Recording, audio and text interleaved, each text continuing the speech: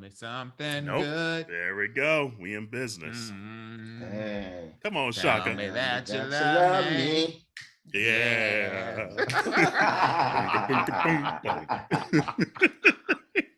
You can never go wrong with that song. Let that song come on today. That's still a Right? vibe. Real talk. Like we sound like old fellas. That's when songs were good. Hey, community, here's what's brewing today.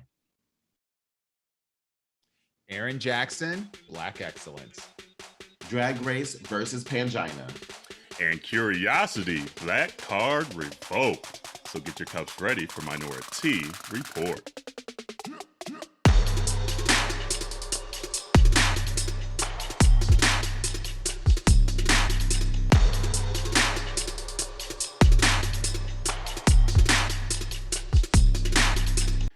Hey, welcome to Minoritea Report, recorded on a Tuesday. It's Auntie Carell.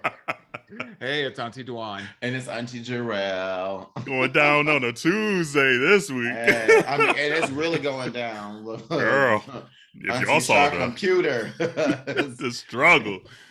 That computer said, Like, I'm not used to this. Your Like, computer said, I'm still on the long weekend, bitch. Leave me alone. How? The only shit that I use you for is porn. So and recording a couple of podcasts. That's it. So why is you acting all crazy? But oh well, she was on a different schedule. So was.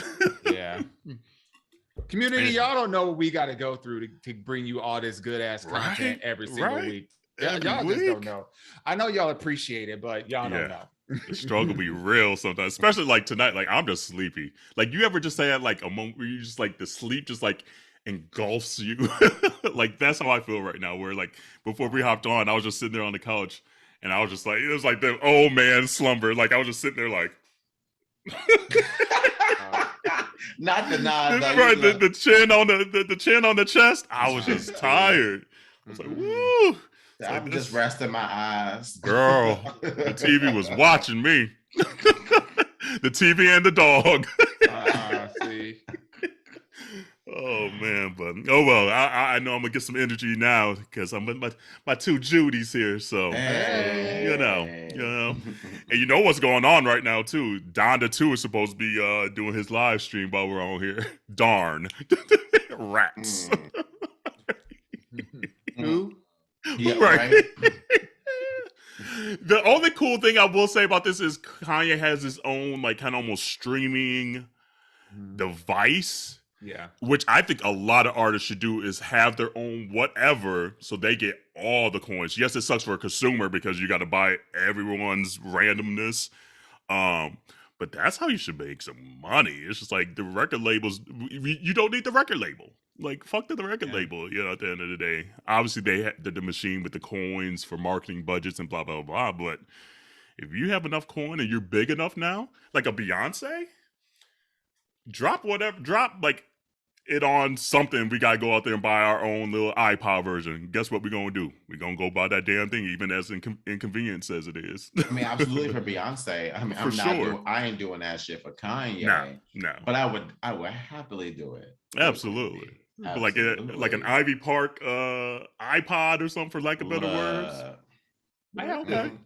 I have to commend Kanye for the disruption, right? Because really that's all that this is. It's because I think I remember seeing a stat where he said something like if he sold like 10,000, I forget, no, 1,000 streams on, or 1,000 devices or something, he'll make $250,000 or $220,000 or something like that. My math may be a little bit off, but you know, I think at the end of the day, what this is doing is it's creating an element of disruption in the music industry, because at the end of the day, back in the day, you needed a label to get your content out there. And now with like YouTube being a free source, with TikTok, with, you know, all these other, you know, social media apps, the way that your go-to-market strategy is way different. Absolutely. You don't need to have, you know, like, you don't have to go on like these little like mini tours to get yourself out there and get you exposure, because you can get exposure doing what we're doing, just right at producing the your own crib. content, right? It's true. So, like I don't know if y'all remember Ryan Leslie. He was a producer and an artist. Like he like came out with like Cassie. He's the one that like produced for Cassie and all her stuff. And he kind of did that. Like people are like, oh, he fell off.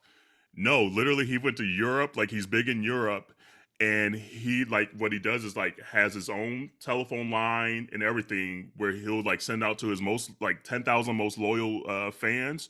Say, I'm in Barcelona today. I'm gonna do a show today.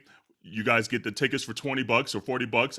He gets like 90% of that, obviously paid for like the stage and shit like that. And he's like, I have 10,000 of the most loyal fans. They'll buy like a $20 ticket or $40 ticket. 40 times like the 10,000, you have 400K right there already, you know? Yeah. And he's like, I'm making way more money doing it that way than I ever was with the record label. And so I mean, like $300 per ticket or whatever, and you're getting a sliver of that. And you're getting that artist like attention, undivided attention, and you feel special then, you know? So anyway, that wasn't part of the subject for tonight, but it's just like that's where a lot of content creators should do. And I mean, like, that's what we try to do as well. It's just like, we don't need a lot of the big stuff. I mean, it helps. It makes it a lot easier. Don't get it wrong, you know? But there's just ways now that you could kind of cut out a lot of those middle people. So, yeah. But and I don't think people have the. Oh, go ahead, Boo. No, I was going to say something a little bit different, but you finish your thought first.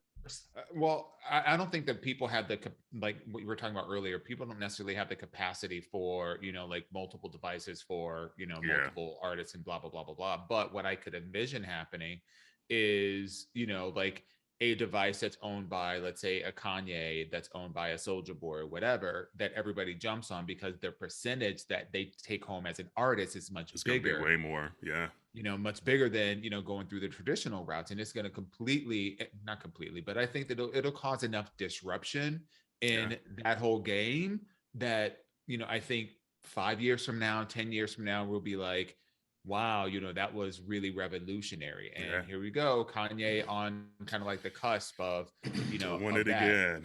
Yeah. I mean, and that's what Tidal tried to do, but not enough of us wanted to give us Spotify. Like, that's the sad thing. It's like you had a platform that was trying to do that for people, but people are like, fuck that, I like Spotify. And Spotify plays like 0.00025 cents every stream. So you got to be like a Justin Bieber and Ariana, you know, like top 10 artists to even see some kind of dollars. But anyway, what were you about to say, though? Oh, go ahead. Oh, I'm sorry. I'm like going off. You were gonna say something. No, I was going to just spark the conversation just a little bit about, you know, speaking about artists. And Auntie Carell, you need to go see Miss Jazmine Sullivan the week of your birthday. It is a must. It is a must. You are going to get your life. It is going to be the perfect, just kind of like in between all the moving and the packing and stuff. It's, girl. She cried twice. I cried twice, girl. Like, she sang everything. She's saying something from every album. Did she sing Stanley? She did not sing Stanley. Oh, that's my favorite Jazmine song. She did not sing Stanley. Damn. She did not sing Stanley. That's okay. I'll forgive you, Jazmine. Yeah, girl. She went all the way back. She's like, Need You Bad, Holding You Down, In Love with Another Man, Mascara. Like, she, girl, it went on, girl. And she was singing. She was singing. But this is how you know it's black as fuck. When the crowd knows the lyrics and everyone is singing and you can barely hear her. At one point, we were like, we can't hear you because we were so damn loud. She was like, and then she was like, they say they can't hear me. Turn me up. Like, she was just singing it up, and she made them turn up her microphone because you know niggas was still gonna sing word for word. For sure. Trying to pretend they could do them runs and everything. Let me tell you, I left that concert, and still the next day I was still just feeling anointed. Yeah. Her vocals are so unmatched. It is ridiculous. Yeah. I love Beyonce. Better than Beyonce. Oh yeah. Like I mean, very few people that can outsing Jazmine. Honestly, let me tell you, I've seen Adele. I love her voice better than the only person that I've seen live, and that's live today, that I feel that could come close is Brandy, given her range. Yeah. Given her range. Because her highs are sort of, but her lows are just gorgeous. Make And your she sounds booty hole like, vibrate. boop, boop, boop, boop. Girl, she sounded just like her album. And that was one of the things I love about Adele is when I heard Adele, she sounds exactly like her albums. So did Jazmine. Yeah. And I'm talking about everything. Girl, oh. Yeah. I know, Yeah. like I plan on it still. And by the way, it's Pisces season all day right now. It's Pisces season. So I mean, it's your turn, girl. Exactly. The B-Day's in a week, you know. So stand up, Pisces. Stand up. It's our season. Move out the way, y'all. Here we go. Hey, period. But yeah, it's like that week is about to be a zoo. But I still plan on going that day because literally it's going to be the second to last night that I'll be in Atlanta. It might be the last night I'm in Atlanta if we decide to hit the road late that next day. Yeah. So, but no, I want to because like there's no way I'm probably going to be able to get Philly tickets because she's from Philly. So, right. So I will say though that concert, that soul concert that's happening the first weekend of Philly. Yeah. She is performing there too. Yeah. You know, so I mean, that's yeah. It's a whole different. It's a whole nother thing. Exactly. But I'm telling you, like, if you can see her, yeah. Sis, I definitely want. There was some notes that she had, and I was just like, bitch, how you do that? For real. How you do that? And just watching her literally throw them. She was throwing notes, girl, just like bloop, and you just go. That's just gotta be so fun for her that like she's finally getting the shine for it, but just the B to just be like able to use your instrument like you want to, and people are like soaking it in. That's gotta be fun for her. She's like, bitch, I'm watching this, right, just everywhere. It's like, girl, it was ridiculous, girl. We was just like, oh, bitch, shut it down, shut it down. It was everything, and she looked good. Like I saw her outfit, I was like, oh. She was taking ass. I said because when was it? When Soul Train Awards? Remember, she was feeling like not very body like positive in that moment. She must have said, you know what? Let me get right back in this gym and slim back down a little bit. She looked good. Yeah. Honestly, like I saw her and I was like, you know what? That's a healthy bitch. Honey, I love it. Period. I love it. Like that's a black body. That's like what we see. That's like yes. Like we don't need these skinny. We don't need all these skinny. And I'm trying to be conscious of what I say because if that's your body type, it's your body type. It is what it is. You know, love the body type you're in. But so many people like shut down that body type, and I'm like, that's what we call like healthy and sexy in our community. Shit. That's when if you get too skinny, they say, "Girl, you need to eat. You ain't eating. Right. Let me go fish you a plate. You ain't eating. What you hungry? Are you doing okay? What's going on, baby? What's going on? Let me fish you a plate. Let me fish you a plate." It's like, so I'm just saying. But And one thing we forgot to do, and we just ran out of time, honestly, last week was say, hey, to Erin Jackson for winning the 500 meter in the Olympics, the first black woman to do so. Fire. Oh, man, that race had me all the way hyped. But she ate, though. She ate. Like, literally from jump, I was like. She was gone. Oh, this bitch, she was in it. Gone. Because she was the second to last heat, and that the Japanese woman came out like early in the race and just threw down a time, and everyone couldn't catch it. So I was like, ooh, I don't even know if Erin gonna catch this time. That's a time. 0.7 of a second is how much she beat her. 0.7 of a second. Damn. Oh man, so that race had me lit. So like we definitely want to call her out and say congratulations.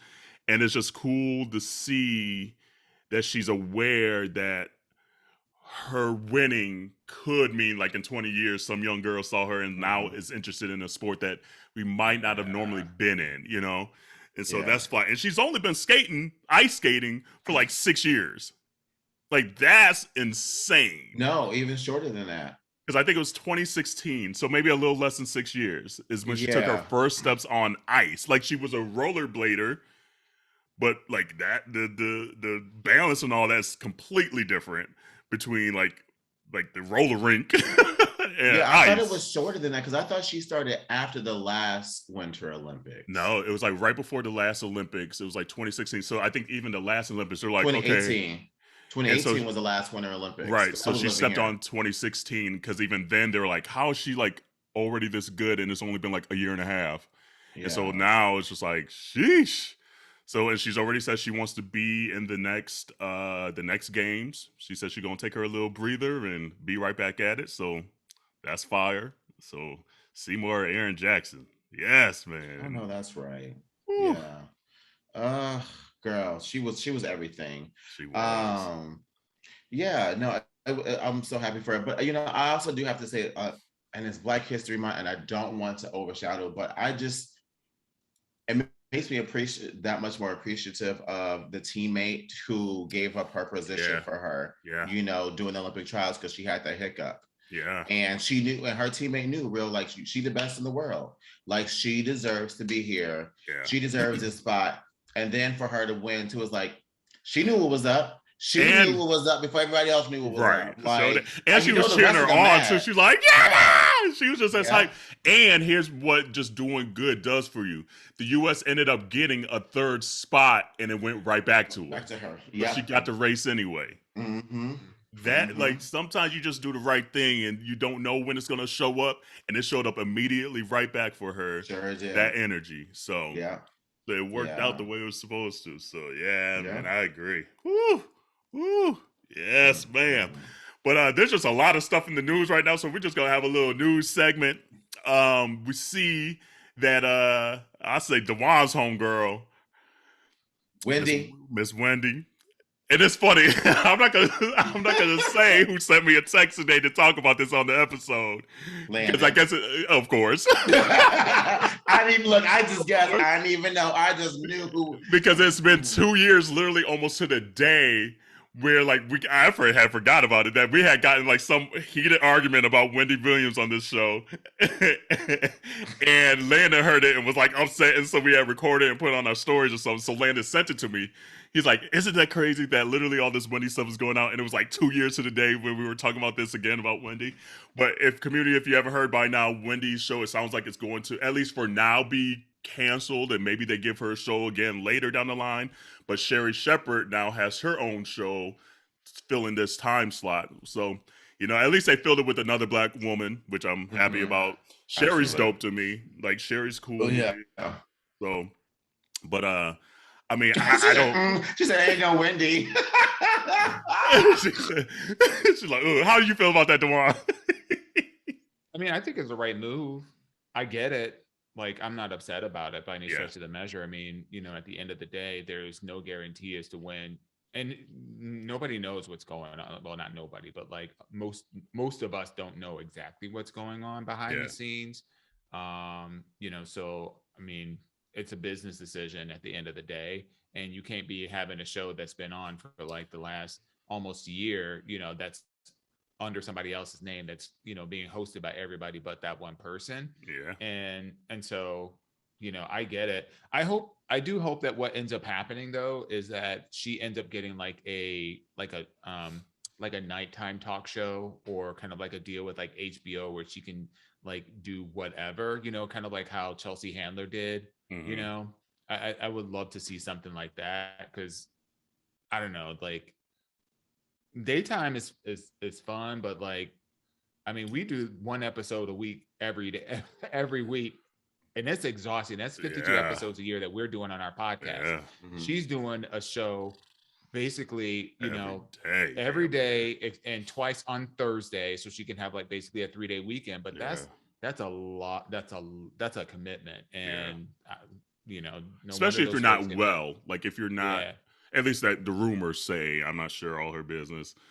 Well, the only thing that I found that was really interesting, I don't know if y'all saw that news article about Wells Fargo was like trying to get somebody to have a conservatorship over her finances. Yeah, I did see something about that. And this is the first time I've ever heard of something like that happening. I don't know if that's standard. I don't know like what, because you know, when your money's long, when you get that daytime money, that's people a be whole coming after it. And so I'm just trying to figure out, like, how is it that a bank would be trying to get conservatorship over somebody who's going through presumably some kind of like health issue. Because it's a bank. People. And a bank that ain't owned by no black people. Well, I mean, Right. well, not a lot are owned by the black people. It's so ain't. Lord, It's I so mean- ain't. But I So- mean, but for as many people who have had very similar issues and who weren't black, let's be, Yeah. because Yeah. you know, Black History Month, we call in a spade a spade.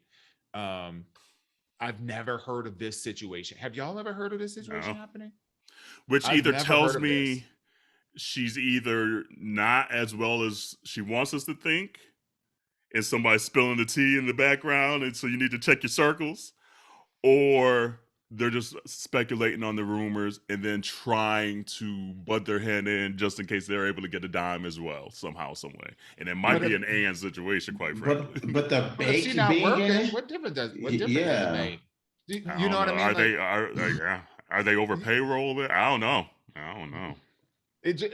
I've never ever heard Yeah. of this situation happen. And it's not like she doesn't have people around her, you know, that if she were in kind of like a mental state that she couldn't handle things, that it's not like she doesn't have like her older sister Wanda, her father, or not her father, her father who's still alive. Like she has people that are around her. So it's just like, it's bizarre to me Mhm. that you would have a bank, like that it's a story that a bank is seeking this, you know, this kind of like injunction. Like you would think that it would be a family member seeking an injunction over like her mental health, financial well-being, etc., not a bank. So it's like, what kind of financial arrangement is going on that you got Wells Fargo stepping in their toes? Yeah. But I mean, you know, I'm not a big Wendy. Like it's not a secret on this show that I'm not the biggest Wendy fan. But I wish her well. If she isn't healthy, I wish her health. I told Landon I was going to read what he said to me. He said, Wendy out here talking shit about men in heels and whatnot, and now she ain't got no show. So I was like, oh, well, damn. Okay, you have it. There you have it. Man, and that was a stretch. That was a stretch. But I mean, so there you have it. But Wendy, get well. Sherri, we wish you luck. Like, because again, I mean, she's already had the years under the View and things like that, and she was on like Dish Nation and I forget what else, and obviously filling in a lot this season, so she's well versed in what daytime is. So wish you luck, Sherri. You know, get I out like there Sherri. and kill it. Yeah, Absolutely. Speaking of men in heels, you had a story about Bad Bunny about like in a skirt or something like that. Yeah, and we'll actually get that for the Aunteas actually, because okay. We'll talk about that during the Aunteas because Okay. someone sent that in. So yeah, we'll get to that in a minute. But yes, Okay. that's a little teaser. So stay tuned. Okay. We see that the Don't Say Gay bill continues to evolve here in Florida, and Republicans. They're in Florida. Oh, you right. That's the right terminology. Look, I absolutely said right. she said here. I was like, You're right. You absolutely right. I ain't there. Right. You're right. And look, you just said you were just saying I ain't ready to move the fuck out of It still don't. Still don't. And so, if you haven't heard the latest and greatest of this Don't Say Gay bill, they were trying to put in amendments requiring schools to out students.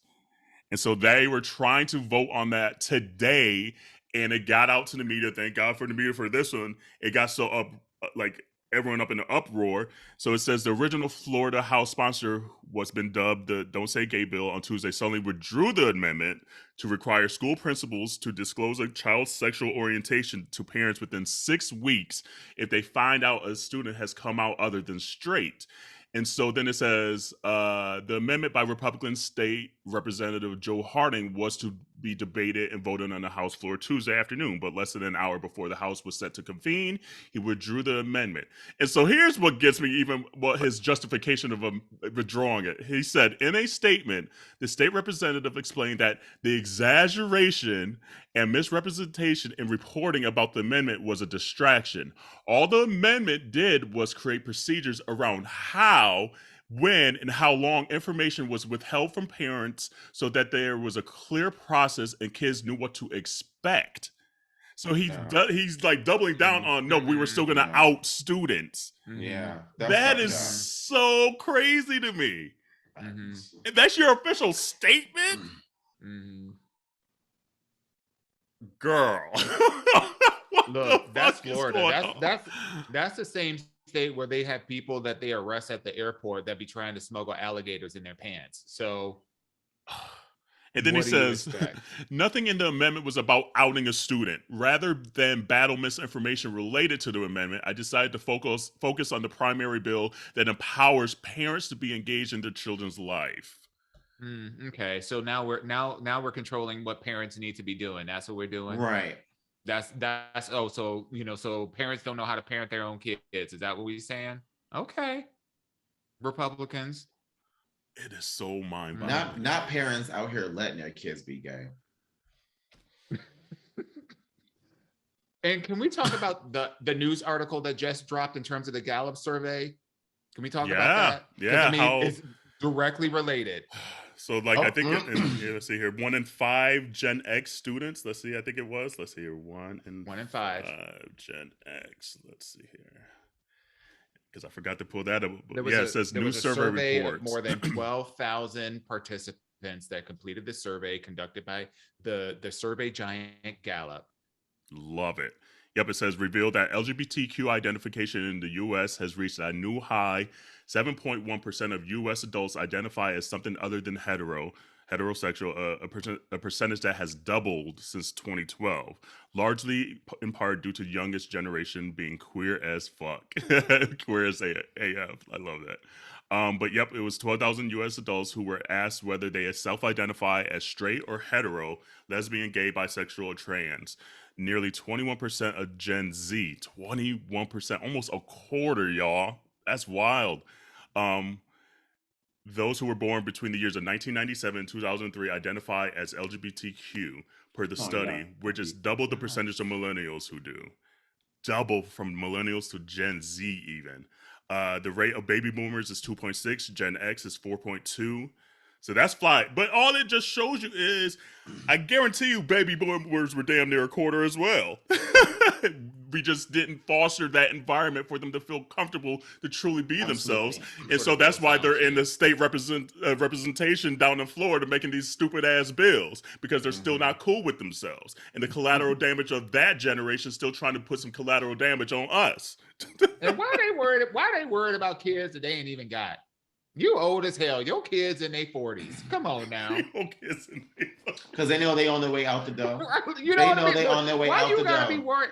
This is like, in my opinion, this is like the Wells Fargo situation. What the fuck do you have to do with something that ain't got nothing to do with you? Nothing to do with you. Nothing to do with you. Stay in your own lane. Get ready for Shady Pines.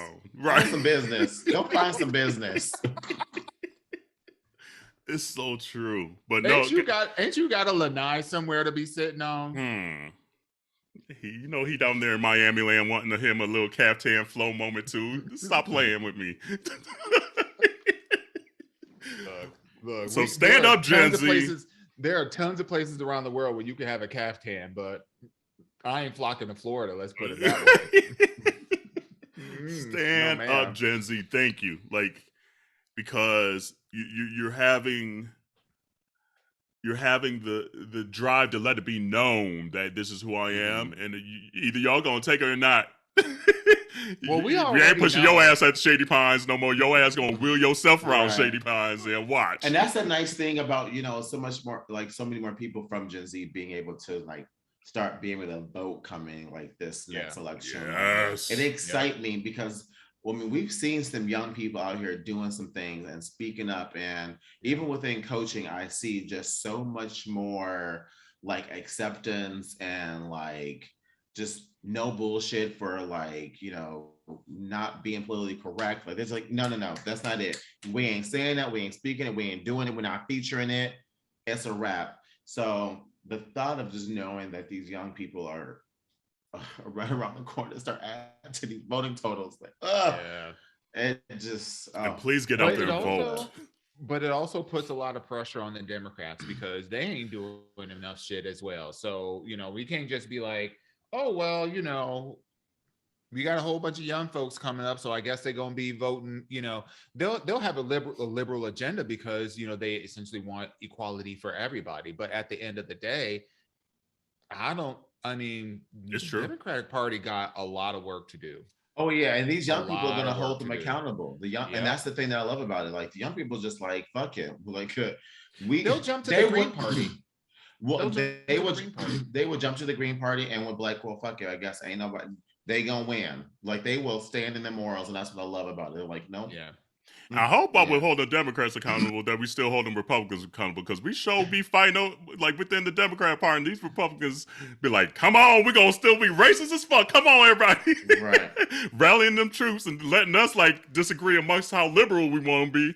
And they over here doing some don't say gay bills. So it's just like, it's so much shit. Like, let's hold the Republicans accountable first, and then slowly get to the Democrats that we also need to hold accountable. At least, like, quote unquote, in theory, we're Democratic and we should be a little more liberal. I mean, that's a good point, though. I mean, like, we hear in the news when the Republicans are trying to pass some shit through that don't make no damn sense and just backwards as fuck. But we rarely hear about when Democrats are passing something through that actually is of substance, unless there is someone out there trying to block them. Mm-hmm. Other than that, we don't hear much about Democrats doing anything outside of taking up space. Yeah, we don't toot. We sure don't toot. We don't That's toot. a true statement. We don't toot. That, I mean, and that is a flaw, because the more that it's great to do things behind the scenes. But in a world, I see a couple different sides, but at the end of the day, in a world where, where like information matters, if you're not putting it out there, people don't know it exists. It's true. Yeah. That's true. So we need to start tooting and booted because it's just like, it's just too much at stake, and there's too much at stake this year, 2022. So much. They're literally. The one thing that is breaking my heart the most about moving this year, it's a bittersweet moment, is that I won't be able to vote for Stacey in this governor race this year against Brian Kemp. Like, I want to be here long enough to vote for her and see her win the governorship here in Georgia. Like, to be in them lines with everybody. November? Yeah, so I'll be gone, and maybe I'll just cheat like the Republicans. No, I ain't gonna say that, because they'll come out and say Carell said, and don't take it all out of context. But we got your video, right? We saw you. We saw you in that purple Minority Report sweatshirt. Get it at minorityReport.com. Thank you, saying that you was gonna cheat and go vote for Stacey. But meanwhile, the Republicans is out there using their dead aunties and uncles and doing all this voter fraud. Period. Period. So Black community, POC community, other community allies. Yes, the Democratic Party got a lot of shit to get done and need to do, and we definitely need to hold them accountable. But in the meantime, let's start calling out these Republicans still to hold them accountable for the bullshit that they're still trying to put on us to set us back. Like, it's like every time we take one step forward, they try to make us take 23 steps back. Like, no. Come on, Gen Z, we with you, boo. Thank you. I just wish we could just do like vote by email, or vote online, because that would, in my opinion, that's one of the biggest barriers. When I sit up here and think about, okay, yeah, I don't mind every 4 years getting out and doing my civic duty, to vote for the president. But then when it comes to the local elections that happen twice, sometimes 3 times a year, I'm like, ugh. Like, can I get an app for that? Ain't there an app for that? Right. And the killer part about it is those local elections are the ones that actually make the most meaningful difference in your life. That's true. Like, that's the killer part. That's a real statement. So this year's crucial, y'all. Vote for your local elections. There's a lot of primaries coming up here in May. Get out there, rally up. We had a year to chill out. We was in quarantine still a lot, chilling in the crib. So you should have a lot of energy. Get out the house and vote. Y'all think this will be the last year of COVID? Nope. COVID here forever. I think so. I mean, like, not of COVID, but I mean, like, of people giving a fuck, it's the last year. Yes, that part. That part. I feel She like gonna be here. I definitely feel like this is, unless there's like some new like mega variant, because they ran out of the other ones. I know they in the AKAs and the Right. Zeta Phi Betas now. I'm like, unless there's like some mega variant that comes out, I mean, we've reached the point of herd immunity. So, and people are still getting sick, but again, they're not, having the extreme cases. And there was a report that just came out yesterday. Well, by the time this aired last week, that said that the latest testing is showing that people that have taken the first 2 shots, and maybe even not even the booster, but have taken the first, will give them enough immunization against future iterations of the disease that they won't need anything else. So like more and more is happening with this. I'm getting a sense that things are kind of like dying down, which but it's crazy. I mean, that makes sense because that booster shot didn't do shit, because I got it 2 weeks later. So I was like, give me all the shots, give me all the boosters, give me the booster seat, give me the whatever. No, I mean, no, booster, no, whatever. I got my 2 shots in the booster, and I still got it. Yeah. I mean, like, don't know. But and they still said prevent you from getting it. It just prevents you from going to the grave. Right. But my point that I was making is like, with your comment about people just having the 2 shots, that's what I'm just saying. Like, even with the booster shot, it didn't make a difference. And the wild thing. So I don't know if you all have in your states, but here in New York, we are allowed to have a electronic card, like a vaccine card or whatever. So I've been debating about getting the booster. I'm like, I don't really need it. I've been through this whole thing. I never got COVID. I got the shots, but I feel kind of immune. And then how's it feel? I mean, first of all, like she said, community reminds you she never gets sick. Okay, mind you. Well, so she don't. I've been sick, but I've never had a cold. I've never had a fever. I've never had the flu in my entire life ever. Then what you get sick? What you mean sick for? Who you sick of? He's like, I get sick. He said, I get sick of people. That part. Yeah. It's like, I get sick of people. Shit, damn. So, long story short, though, a friend of mine got their booster, and so I was very curious to see, okay, well, does your electronic vaccine card, the date, because it has an expiration date, because that's really basically what everybody that's here is looking at. They look at the name and they look at the date as to when it expires, right? And I was wondering to see if when they got the booster, I don't know why I'm showing my hand up. Like you're from Michigan. You're like, I live here and my friend lived over here. No, I'm from Ohio. So but the date never updated. So he got his booster. It shows he has 3 shots, but his expiration date of his vaccine card is still in May. So I'm like, okay, so what happens then when somebody is looking at his stuff and it's showing that it's expired, even though he got his booster, and nobody knows? I'm like, give me all the boosters. So you know what I did is, so I took a picture of my vaccination card, and it's my lock screen. Well, it was my lock screen. I just changed it back. I just changed it to Fizz. But like, so literally I would just tap my phone and boop, there it is. I have it pinned in my notes. Yeah. So it literally, I just boop. It's just easy to access instead of carrying the card around. Yeah, I haven't carried the card around. I've never carried the card around. I took a picture from day one, or the first shot I got. It's in the card. To my notes. See, mine's in the back right here. So just in case, boop, just pop it out. You don't get this photo. You know what's wild? We were in Philly over the weekend, and there was a speakeasy that I wanted to go to, and then we couldn't get in because we didn't have our physical card with us. Really? That's weird, because if it's the speakeasy I'm thinking of, we ate there when we went to house hunting, and we were able to show our picture of our vaccinations. This place wouldn't. They said no phones. Really? That's This was it like called the Rose something? Okay. No. This was like this was in like Chinatown. Okay. It was like gotcha. it was like an indescript door, didn't have Yeah. anything on there, whatever. We had to ring a bell, and this Asian guy came out, and he was like, no phone. And Oh, I'm not like, the "What are you voice though. well, I'm not making fun, but that's exactly what he was saying. And I'm like, well, I mean, first of all, this is the year 2022, so I have a phone. Yes, phone. And number two, no phone for what?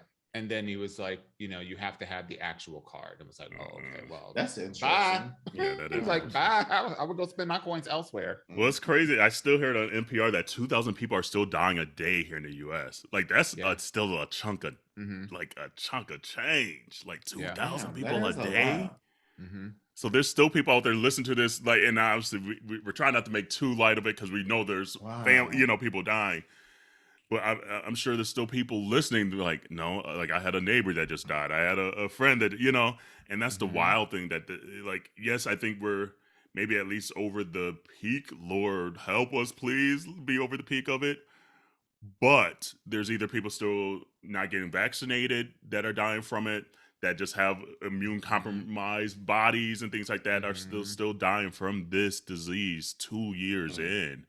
Or people that have other conditions and are going into the hospital and then catching it there because they weren't able to get for whatever reason, and then end up getting complications and like it's a domino effect. And it's just like the fact that people are gambling, like literally gambling with their lives, it's wild to me. So I'm like, if I gotta get a booster every year, give me the damn booster. I plan on being here for a while. I mean, I'll get the booster before I get the flu shot. I still won't get the flu shot. Yeah, I never really got the flu shot. So every time I've gotten the flu shot, which is 4 times, I've literally been sick right after. Yep. Yeah. Because they gave you the flu. The only flu I've had, I got that H1N1, and this like what was that 2009-ish or somewhere around there. The sickest I've ever been. So I couldn't imagine. The same thing as the bird flu. It was like the swine flu. Yeah. Swine flu. Yeah. I have never been that sick. They call it the chitlin flu. And the girl, I almost gave up pork. That's how sick I was. Made me want to give up bacon. So sick. So I can't imagine if COVID is worse than even that, because literally, I was so sick, like you still remember it 13 years later. That's how sick I was. Like, that's how you know you're sick, when you remember the sickness. So, but but stay healthy as much as you can out there. I'ma still mask up because I still don't want to smell some of y'all funky ass breath. No way.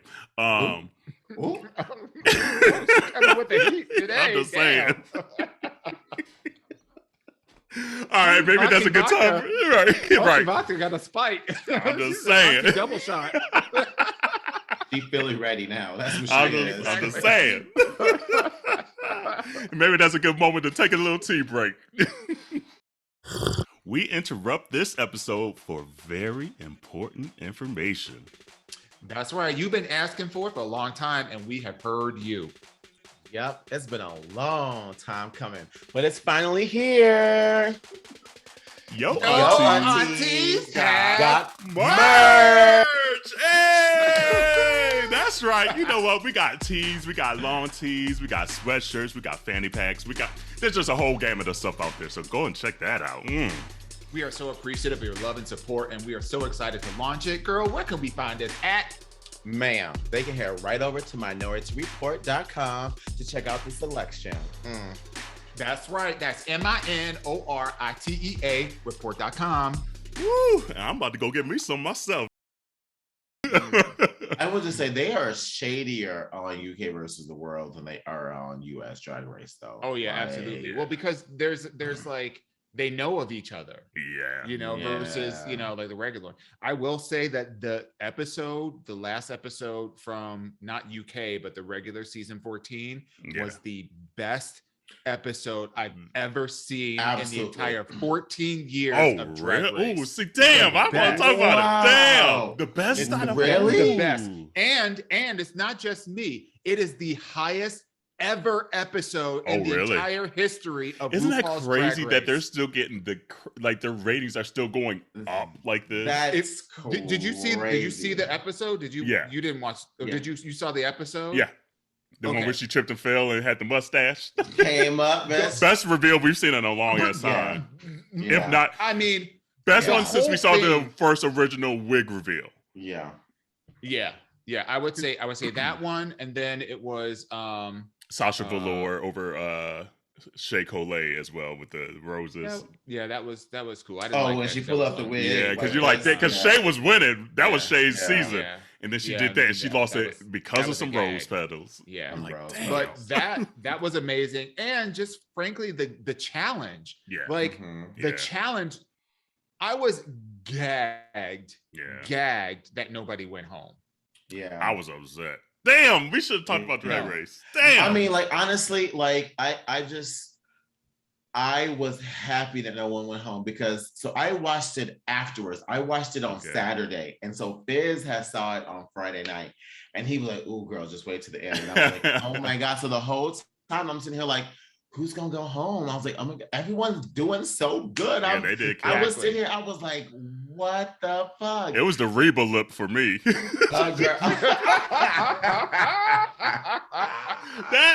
I say that took me out, I rewound that shit. I was like, Corey, did you see her motherfucking lip?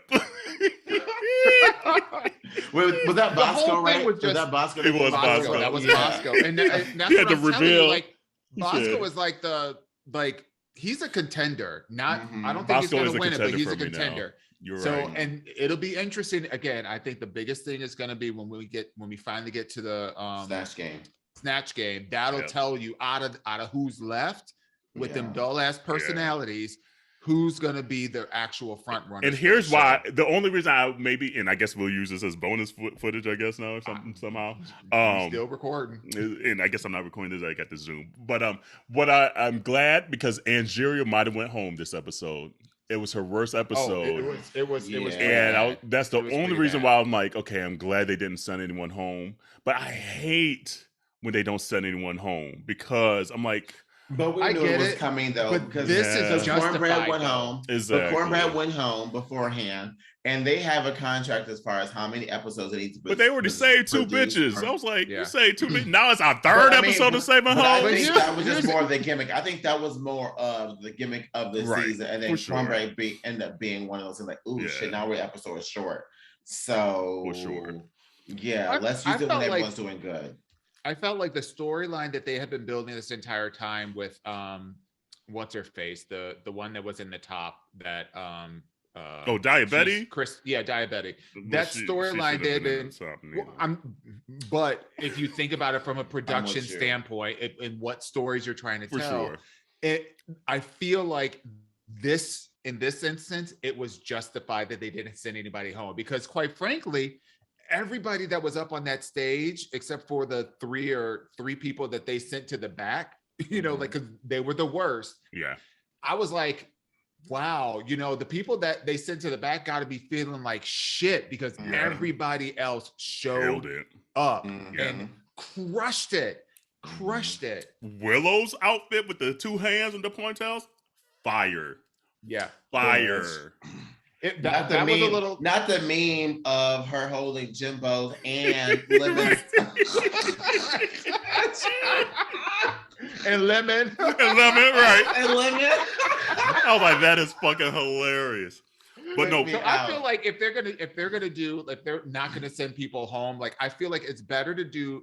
I think it was better to do it this way, where they gave a whole bunch of praise to people who showed out.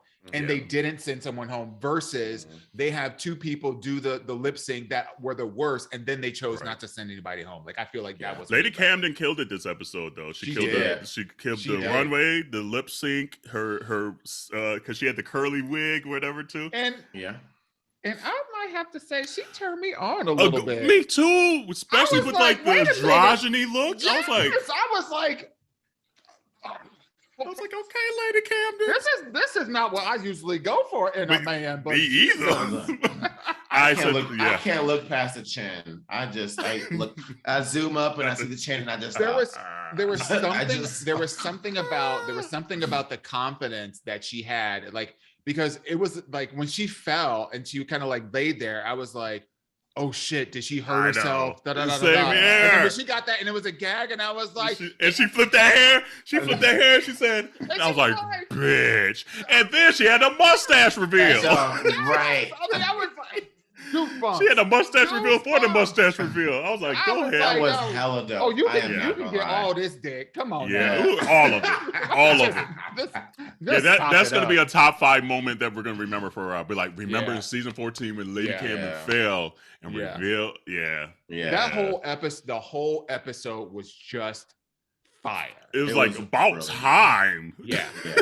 Because they showed since cornbread, since all them carbs left, it was struggling. It was rough. No, I got this straight male coworker who loves Drag Race, and we talk about Drag Race all the time. Like he's been watching since season 1, and he has favorite drag queens and everything. And like when I was texting and like video chatting with Monique, and I was like, hey Monique, hey Mo, say hey to my friend, and he was like, bitch, shut up. Like, yeah. I was like, I love that. Come on now. Like, I love that. Yeah. That's dope to hear. And just to see the ratings go up like this still, fire. It's fire. Yeah, like, absolutely. That episode was like, it was so redeeming, because I'm just like, I'm treating like RuPaul's Drag Race like I'm treating Wordle. I'm just like, am I doing this? Right. Am I doing this because it's sparking joy for me? Right. Or am I doing this because I have committed to watching this shit and I just don't want to like stop? I'm not playing with you. Am I doing it? That's the great analogy. I agree. Because I'm literally the whole Wordle thing. I'm just like, every day I'm like, okay, I guess I better do this so that I don't miss a day. And right. Who's going home? Who's going home next? Carrie isn't showing up for me right now, even though she's fucking gorgeous. Like the chaps, gorgeous. But I don't. Gotta be more than just gorgeous. Wise, I don't think she's bringing a lot to the table. No. So I feel like she's probably gonna be. I feel Deja's gonna go to. And for me, it's Deja Daya. I would say Carrie as well. And then follow like Georges, then Kennedy, then then from I could do without Kennedy. I didn't like that outfit. They were hyping that outfit up. That outfit was ugly. I didn't like it either. But you know what though? Like the bitch could lip sync. The bitch she ate it up. And I think that's gonna be one of those things that's her saving grace. We will probably see her in the bottom again, but she's not gonna go home because because she can out lip sync those other bitches. Really. And they already calling her the mini Alyssa Edwards. So she looked like her. She really does. It's weird. It's bizarre. It's really bizarre. Like, I feel like they need to do a TV show together. Like, that would be cute. Like, I don't know what to call it. Secret. Right, Alyssa's kid or something. I don't know. But like, it's some of the mannerisms. She's maybe not as like Alyssa is kind of just even more sassy with it. She's very Texas. Alyssa. Yes. And very Kennedy Texas. is not. Kennedy is not. That is and I love in the Untitled how she kind of came out as trans, and like now like if you look at her Instagram, like she's on hormones and everything like that, and she's a trans woman now. Like everything about that episode was amazing. Like having that whole moment, like everything about that episode was just absolutely gold. If they don't get it, if they don't get it, let me think though. If they don't get like Emmy nominations for that one episode alone, like that, the story of Kennedy coming out and like struggling to even say the words out loud, goosebumps again. Like, to be that vulnerable on TV. And that's not scripted. That's just like. And I like when Rue directs. Rue, like people get on their A games when Rue is in the room still to this day. Like they respect Rue. They respect the entity that it is of this show. They kind of slip up a little bit when it's Michelle and Carson and Ross and things like that. They're not as like grounded in wanting to perform. When Rue's in there, they're like, oh shit, that she gonna see all my mess ups and everything, and they either pulls out the best in you or you fuck up, and that's why I was like, oh no, Angie done fucked up in front of Rue. Yeah, because they were holding her up there. Rue will just be like, oh, okay, well, I guess that's a wrap. Exactly. And you can tell it. You can tell it in UK as well when she's just like not feeling you. It's a wrap. Like she's she's trying to pull you in, and you're not giving her the answer. She's like, okay, you done. Nope. That's a wrap. Yeah. I'm good. You're not getting it. It's not your time. It's not your time. It is not your time. So yeah, but yeah, no, it was a good episode. So, and I think the next one's gonna be good too because it's the music one where they. So I think that always kind of is that, and Snatch Game are the two where you really get to see how good they are and how versatile they are as a queen. So there was a meme that has been going around, and I shared it on my Twitter to see if I could strike up another Twitter beef. There was a meme going around about UK 14 with UK versus the world with Juju B, and they showed a picture of her in like the last one that she was in her last finale outfit, and then the last outfit from with last the gold. week. The last week. Oh my bad. With the like little like snakes, blow up snakes or whatever. Yeah. And they said when you're competing for $100,000 versus competing to sing a track on RuPaul. That's a real ass statement. I'm like, I mean, and you wonder why she ain't. And you get a gold brooch. Like, I want this damn brooch. Not that one cute boy being like, you look like you in the shadow end of a kiddie pool. I said,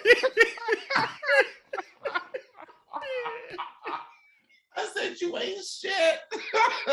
The shadow end of a kiddie pool. And they were still shading her at the beginning of the episode that dropped today. Like they said some shit about that outfit. A bag of chips said something about that. Well deserved. Because absolutely. if she was really in the game, like Michelle called her out, she would have went to that fabric wall and she would have been making a whole bunch of new shit. Like I wouldn't even go back to like whatever I brought. I would have been like bringing a whole bunch of stuff. But at the end of the day, this is more for TV because like you're not getting a lot of shit out of it. So it ain't like she gonna get more bookings as a result of being on this show. I ain't about to spend like $50K for no new dresses. Right. I get a brooch. Right. And she murdered the reading challenge, like murdered it. Like she was good. Her comedy game is top notch. Yeah. Like there's very few queens that can think on their feet faster than Juju. Yeah. It's like maybe Juju. I'm trying to think who's quicker on the feet in the moment than Juju. Maybe Bianca Del Rio. She was always quick. She's pretty quick. Alyssa's just and Bob the drag queen. Absolutely. Like 100%. Other than that, yeah. There's no one's going to be quicker than them. Out of all the seasons.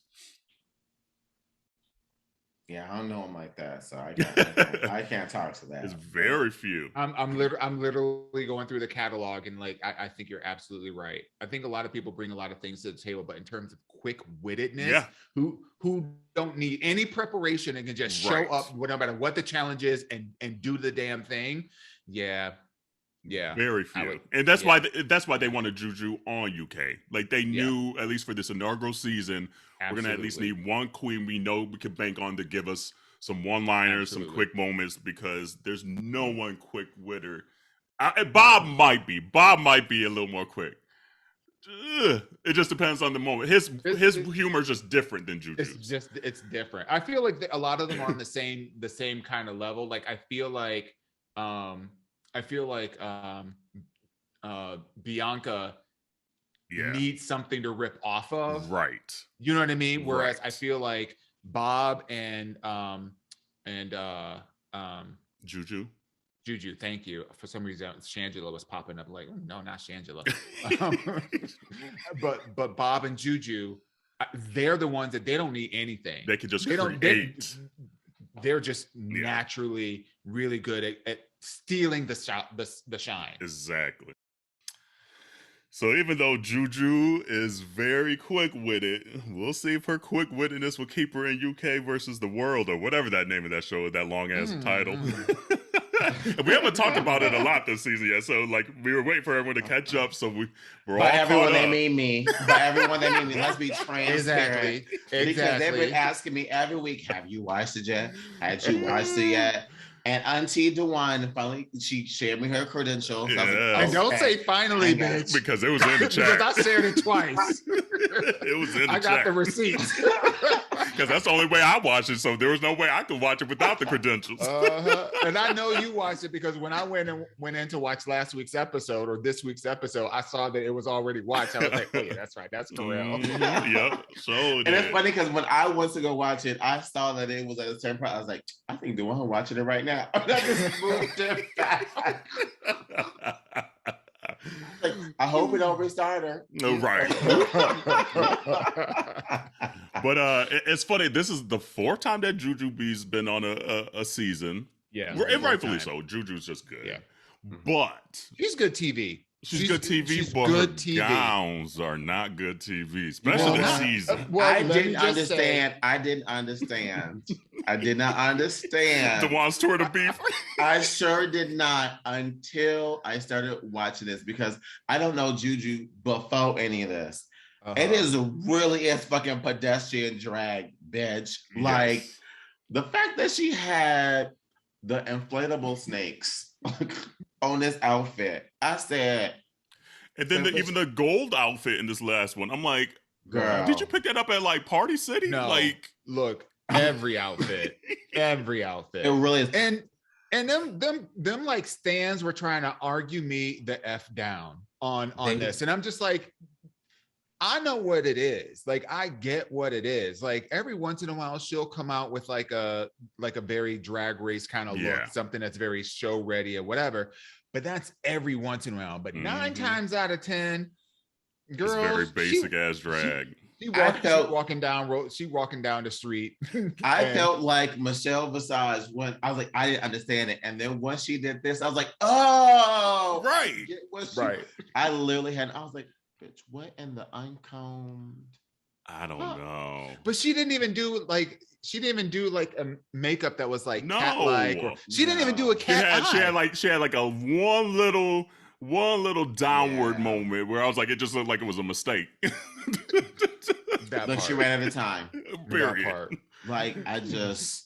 So community, like, I know, like, we haven't talked about it this particular spoiler series. alert. So spoiler alert now. Look, let's retract that because there wasn't nothing to spoil. You're right. The first few episodes were boring. No. Boring. But by the time this comes out, the next episode would have not come out. So there will be a little bit of a spoiler because we talking about what just happened. That is true. Last Tuesdays. This is true. That is true. So this is going to be so spoiler. So if you ain't seen last Tuesday's episode, which is all if you haven't watched UK versus the world, start with episode, what is that, 4? Because the first 3 episodes. I would start with episode. I would say 2. I would start with. Well, I was gonna say 3. Oh yeah, 3 with you're right. Because with Jimbo, just a little bit of something. You're right. Right. Yeah. You gotta get the history of Jimbo and that whole. So yeah, y'all. That's why I say 2. That's why I say 2 because you got to see Jimbo up here, and then see the downfall. Yes, I can see that. Like you need because if you don't understand how well Jimbo was doing, then when she goes home in episode 3, it ain't gonna make sense. You can bring on. That is true. You're right on that. And I think, and I can't remember the exact count, but there's like 7 or 9 queens. Something there was like that. 9 queens at first.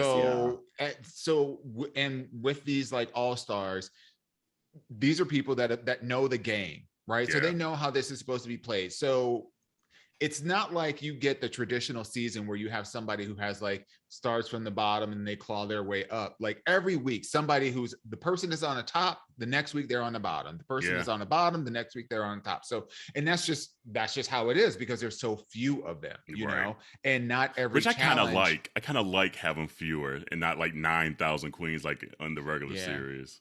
Yeah, like it's like let's just get into it.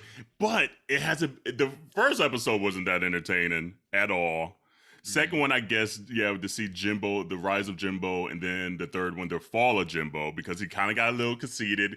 He was trying to play the game, but he wasn't really. He was just. I feel like Jimbo just likes to create just madness, just because it's part of his character and the whole drag being. that I think it was he hard missed to the assignment.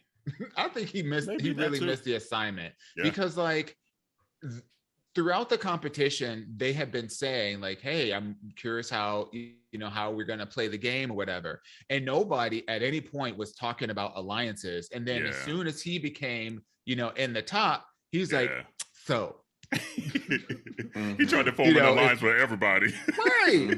And then had the nerve to break an alliance that he formed. It kind of came and bit bullshit, him in the butt. So it bit him in the titties.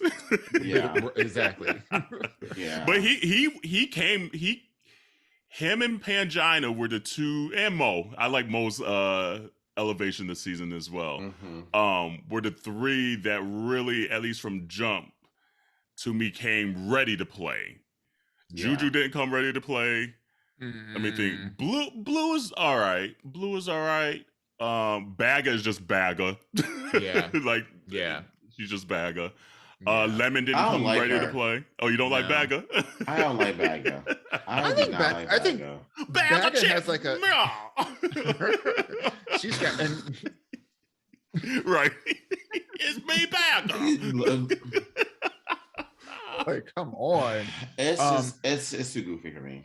Yeah, it's a lot. It's definitely a lot. But she's definitely like really entertaining. She's definitely always on. And she delivers. Like I didn't say right. I said on. Like the lights are on. She was always. You never heard of that expression before? I just don't see her always on. Yeah. She's bothered. Right. But yeah, Lemon was not there. Who am I missing? Let's see. Is that everybody? No. What's the other girl from Holland? That's Blue Hydrangea. No, that's Blue. But what's the other one? No, Jenny Craig. Yes, Jenny J.K. Yeah. Jenny Janae. Oh, see, I can't even remember her, so she must not be doing good either. She was the one in a snatch. Oh, is it Jackie Janae? Jackie Janae. Maybe that's the one that did James Charles. Yeah. Oh, yeah. The one that should have gone home. Yeah, the one that should have. Well, she was in the bottom of the first episode. She was in the bottom, rightfully so. She was in the bottom for the first episode. I mean, she's cute. I liked her. If she threw down in her in the Netherlands Dutch version of RuPaul's Drag Race. Like she made it all the way to the number 2. Like she was, which is phenomenal. But not on this season. No, it's a different kind of competition. Okay, so let's talk about this because that's something that I'm very interested here because you always mention, especially since we've been doing US Drag Race, Snatch Game, because that's what this last episode was, the Snatch Game. How do you feel about the Snatch Game? It was mediocre. There's been some epic Snatch games out there. Bagga killed it because it's just so weird. Juju was fine. And then Blue was cool with the Austin and Mo did what needed to be done to be safe. I got a whole lot of thoughts. I'm sorry. Thought number 1 is they changed the format. So the format is very different. So usually there would be like a lot more banter between the host and the contestants and the guests, not the Michelle and Katie Price or whoever she was. They would be like off to the side, and then they would be bantering. Everybody would be bantering with one another. So the format was almost kind of like Family Feud style, which is a little bit of it was a throw off, I think, because it didn't give you as much, because you had 3 queens on both sides that they weren't really playing off of each other. Like they were playing off of their own groups, but not off of each other. And that's really where in my opinion, where the magic happens. And for most of the Snatch games, there's usually only 2 or 3 that really show up and show out in the Snatch game in like the regular format. So for me, this was like on par. Okay. I think Pangina's, not her impersonation of Mariah, but her look. Yeah. And her mannerism, she was on point. Yeah, bitch. On it. Like, but the thing about Snatch Game, Snatch Game, you got to be so vocal, so quick-witted with your words that, like, you don't see the mannerisms. So even like the 5 seconds we saw the mannerisms, I was like, oh, she's slaying. But then you just, I don't know her. When she opened her mouth, that was like... Exactly. Okay. All she kept saying is like, I don't know her. Well, okay, we don't know you either, girl. Yeah. And quite frankly, like, unless you... I don't even want to say like you're like a stan of Mariah, but like, unless you like watch her interviews or watch her on like America's Got Talent, that whole season where you got to just soak how she throws the shade out there against Nicki Minaj and talks about, you know, that as a singer that has, as a singer that has enough, you know, 5 #1 singles in the top 100 and who had wrote them for themselves. Like, yeah, exactly. That's what she should have done. She should have like kept on because Mariah's a boaster in like in her shady way, and so like you should have just been like everything. And she had Cher next to her. She could have like been like, Cher, do you have da da da da da? You know, exactly. So it was a missed opportunity for sure. It would have been really funny is if she would have had a kazoo, and so instead of like singing. Right, like, you know, so like, because that would have just been funny, because you know she can't hit. I mean, I'm assuming she can't hit those notes. But I wasn't sure who I wasn't sure. You remember that? I was like, no, bitch, don't try me, ho. I was like, you already got me with the Wendy, but you ain't gonna come back to my other girl. Terrell and I both mouse for a day. We're like, oh damn, the wild No. I'm a Lamely. But I'm just saying, for Snatch Game, if you're going to play that kind of character, one of the things that she's known for are those whistle tones. So it would have been cool, even if she brought out just a literal whistle or a big ass whistle, like just for the comedic effect. I think that would have been really cool if you don't know enough about Mariah Carey and how she speaks. Because Snatch Game is literally make RuPaul laugh. It doesn't have to be the best character of nothing. It doesn't have to make sense. But if RuPaul is laughing, that's all that matters. And then it's going to get Michelle to laugh. And it's going to get other people to laugh. That's all that fucking matters. And if people don't realize that after like 9,000 seasons, I'm like, come on. and you know, Rue loves, like, she loves that, like, the old school stuff. So like any Betty Davis references, any Mommy Dearest references, Cher, Liza, Judy, like all of the stuff that old drag queens used to like, you know, like that. You touch on any of those little buttons, you in there. Golden. You are golden. So it was interesting. It was the first time that I've gotten to like really see Snatch Game, and I knew all the characters of everyone that was impersonating, and I felt that Bag of Chips did okay. I just felt like she was being way quirkier than the actual character of Kathy Bates, you know, which annoyed me. I was like, because now you're just being you, like, you know, looking at Kathy, and that's why I said you just gotta make Rue laugh. It don't even matter if it makes sense. And that's what it was. It was about making Rue laugh, and that's what she was intentionally doing. And I like Blue. I think Blue did a good job with the Austin Powers thing, and I'm glad she switched it up too, because like it was starting to get a little old, and then she switched it up and started killing it even more with the Dr. Evil. Oh, his affectation and how he was pronouncing things. I was just like, okay, Blue. Yeah. Nailing this. You did it. Yeah. But then what she did at the end of the episode, honey. So here's the thing. So we're gonna talk about. We gotta talk about it because all right. Because roll up your sleeves. That's why we mentioned the Jimbo thing, because Jimbo kind of changed the course of the show a little bit. Jimbo got rid of who Jimbo got rid of? His country mate. Well, he got rid of that was Pangina. Pangina got rid of Lemon. That's right. Yeah. Jimbo got rid of somebody that don't matter. The show don't, because we can't think of her name. It was who was no wait, Pangina got rid of Jimbo and Lemon. Yeah. Jimbo got rid of who was it? No, Jimbo got rid of I don't know, whoever. No, it wasn't Jimbo. It was actually Jackie Janae got rid of someone else because she won because Maybe Jimbo was Jackie got top rid two. of Lemon. No. Pangina got rid of Lemon because she went home first. And then Janae won the second week because she and Jimbo were the top two, and she out lip synced Jimbo. And then Pangina won the following week when it was those two, and then got rid of Jimbo. Okay, so it was Pangina that kind of changed it a little bit too. Yeah, Pangina got rid of two people. She got rid of both people from Canada.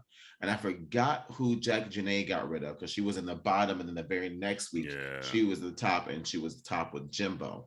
That's why it was crazy when Jimbo went home the third week because Jimbo was literally top two the first episode, top two the second episode, and then went home the third episode. And then, so in this episode, so after we saw Jimbo go home, which was a shocker because Jimbo was in the top, he was the top of the season.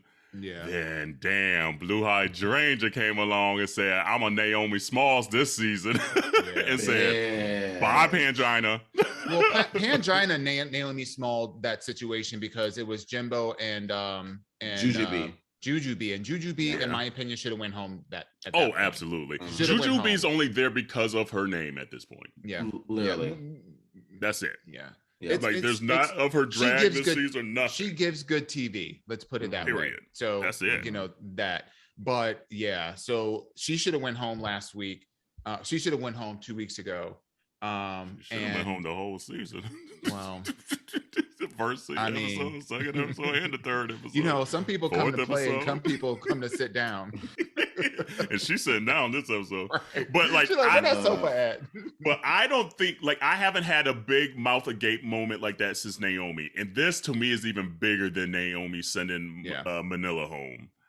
I've never seen both Drew and Michelle gasp at the same time. Usually one would gasp, another would gasp. Not at the same time like that. And then looking at the whole cast, and the whole cast is like, shit. Everyone looked to the left. Mo didn't even look. She grabbed that the person that's her arm. I was like, wow. Yeah. All the guest judges all were agape. Because everybody knew it was Pangina's to win. It honestly, it really was. Absolutely. Yeah. Yep. 100%. And then she went to the ugly cry. she took that hard. She took that really hard.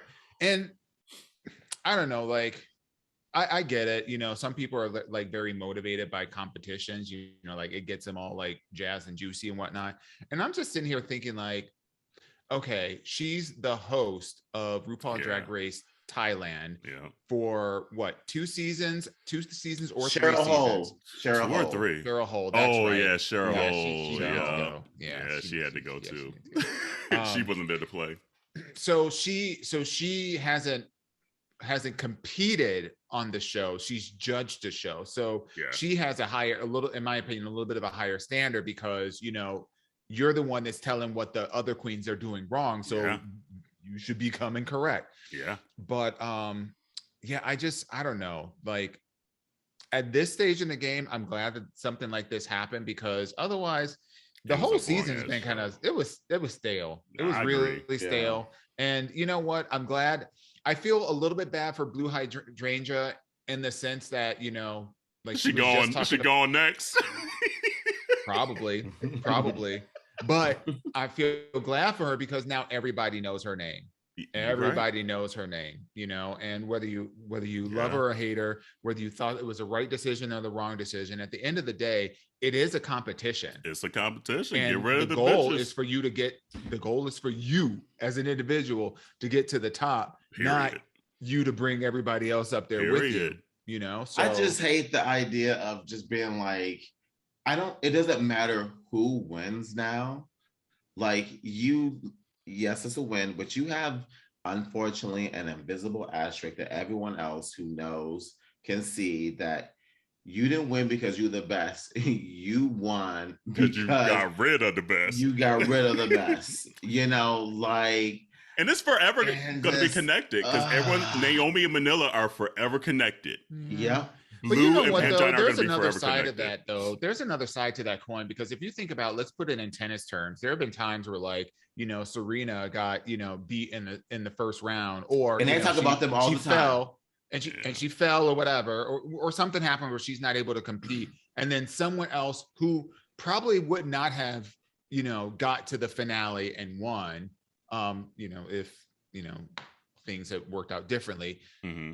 But they ended up doing it, and they ended up winning. So not that often. In a sense, but it happens. But it happens. Bianca Andreescu, it's happened in the final. The only time that happens is in the final, and that's because she loses. It doesn't happen in the quarterfinals, the round of 16. Except Justine Anna. That was the only one that did. But that's the only one. But Venus, maybe. That only happens in the final after she lost. Let's put it this way, and maybe it was a bad example to use Serena because I'm not pulling it the exact one, but it happens. This scenario is not uncommon where you have a front runner that has made it to, the first few rounds of a competition, and something happens that they have to pull out. And now everybody else. But she didn't pull out though. That's the thing that's crazy about it. Like, girl, you're correct. You're correct. Because this is the reality. No, because this is the reality of the fact. Like, neither Jimbo or Pangina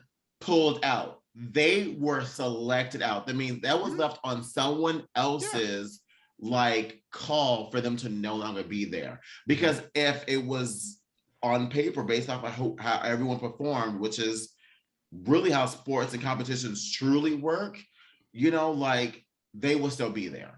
And I think that's why Pangina took it so hard, because she knew she wasn't the worst that week. She wasn't, and neither was Jimbo. That's why, it was also a check for Jimbo, because neither of those two were the worst. Literally, you got rid of two. But Pangina did it to herself.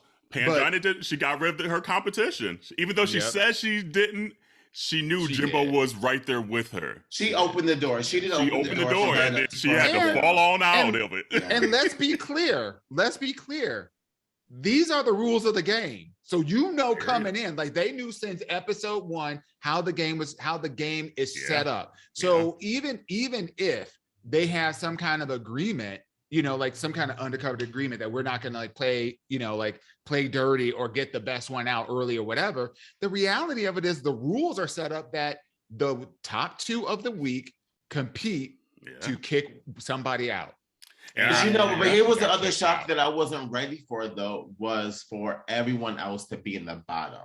That was the other thing that I was not ready for. And it seemed very early. And I think that's another thing that opened the window, because if it wasn't everyone in the bottom, Pangina would still be there. It would have been a different story. And I think that's the biggest difference between Pangina's decision and Blue's decision. It was because of the fact that Pangina just went through the 2, whereas Blue had her pick of everybody. Fucking body. She said, "I'm here." And it wasn't about the bottom and Juju because they were exactly. It wasn't that she literally picked of the bottom. But it shows that they know Juju B isn't at their strongest right now, which is scary though, because now Juju is still there. This is where it gets dangerous now. Juju is still there. I'm with DeJuan. Is me. But no, hold on. But DeJuan, we said it earlier. Let Juju come with 1 or 2 good gowns. That's all she does every time. Yeah, it gets her into the finale again. Yep, it does. And let's not forget, this is a show that is not a true competition in the competition sense like sport. Absolutely. This is television where there are producers. The very fact that the producers, and maybe with Rue's blessing or whatever, said, okay, this week what we're going to do to switch things up is we're going to make everybody who's not in top eligible for elimination, right? Mm-hmm. And then one of the producers probably went over to Blue, I was going to say Blue Vagina. I mean, might as well. That's a dope ass drag name. Right? Blue Gina. But I would not be surprised, because just based off of the personality of Blue Hydrangea, got it right that time. Here we go. Just because of her personality, I don't think that she's ruthless like that. So, and for somebody who was in the top, and this was her first time being in a top and getting the repeater badge, she's the type of person that would be much more sincere and gracious and would play fair. I would bet my bottom dollar that a producer came and said, hey, we think it would be great for television if you did this person instead. Twitter talking about it. And I mean, who said in the text today that said, well, she probably can't even sing. I said that. I did. That was me. Because the winner gets a song with Rue. It's like, okay. Like, well, I wonder, Gina's going to show up on the remix like Mariah. Look, I wonder why. I would love to know why they decided to do this in the UK specifically. In part because when their UK partner is the BBC, and when you have a competition show in the UK, I don't want to get that wrong. At least their competition show is not allowed to give cash prizes. Oh, so really? that's why they have the repeater badge. That's why they have like these non-traditional. If like they would have called me prizes. to be on the show, be like, "Oh, I get a song with Rue." But no, see, I'm booking busy. Sorry. And see, this is why I can kind of sympathize a little bit with Jujubee. And they're like, "Well, why are you showing up?" I'm like, "Well, what kind of prize is this? Like, what am I competing for? Like, I'm competing for a song with Rue. I did 15 songs with Rue for all these seasons that I've been on already. So this ain't new." Period. So, well, community. We'll see how the rest of that season goes. We'll see how the rest of season 14 goes. Because I don't even know who's gonna win at this point. Right. So let me ask you this, Drill, because like you're like soaking this in for basically the very first time. Both Absolutely. the All Stars and I haven't said that in so long. Well, apparently you can count how many on two hands. So yeah. Well, I mean, the memory should be clear. I need a few toes too. Hey, right. Wait, is Fizz still over there? He might not. He should be listening in part of the conversation. I don't know about them toes. But now that you've had an opportunity to kind of soak in, I know you don't have like all the history and whatnot, but like as you think about like the regular season and then you think about like the All Stars, like is it worth the hype? Is it worth the attention? Wait, like the shows in general, like the shows, the shows, because you weren't a watcher, so and you're just taking it in for the first time. I feel still torn because I do love the art of drag. I genuinely love the art of drag. I just don't like the produce force side of what the shows try to put on people to try to grab attention and keep people coming back, because I feel like it takes away from the art. So that is where I have my still kind of issues with it. But I do like the fact of being in the know and being able to have conversations with my good Judy's like y'all, and you know, not have to worry about picking up my phone. Oh, and your coworker, right? Don't you got a coworker that that's in the RuPaul Drag Race? Yeah. Actually, I just talked to him today, and he's gonna watch UK Drag Race now too, or like UK versus the world. But like it's nice to be able to have these conversations with people and be in the know. But I think I feel like you're part of the movement, right there. But I'm like in the back, like I see in the nosebleeds for like $5. Yeah, girl, she like, you know, you may think I'm an usher. She in the bathroom for the best song. She got the apartment next to the stadium, just right. Sitting over here like, look, she getting popcorn during the encore. Oh yeah, that I'm already in the parking lot, got the car warmed up. Okay, right. Like let me tell you exactly. But and what I do genuinely like drag, and I do love the representation that it brings, and I love that how there are so many more people being able to see parts of the queer community. I love, I guess, the movement. I'm just not thrilled with how it's spoon-fed. I just still hate that. But that's just me with any reality TV show. Just so we are clear, that's one reason why I don't like reality TV shows. That's why I like a lot of daytime shows. I just don't like people trying to, I'm gonna cause drama so you can be invested in. Bitch, just be yourself. And I want it to be authentic, because otherwise it's fake. Because in my mind, I'm gonna be like, oh, so she really is a bitch, and I'm gonna see her outside. And I'm like, oh, actually, I got a bad edit, and I'm ready to fight. Right, exactly. It confuses me, you know. She's like, I just got these knuckles healed. Got bust up all over again. Gold bond. I just don't know, you know. So Yeah. Well, community, keep up with this. We're gonna watch the rest of season 14. We're gonna watch the rest of UK Drag Race. Hopefully, this is the start. Like, obviously, we talked a little earlier about how 14. This is finally starting to feel like the season's here. Maybe the season's finally here for UK versus World as well. So I know we're late in the episode, but we wanted to play a little game. We haven't done a curiosity moment in a little bit, and you know it's Black History Month, so we might as well play a little Black Card Revoked. Revoked. And so I know we're an hour 12 in already. That's crazy, but we'll play a few rounds here. So you got it, Jarrell?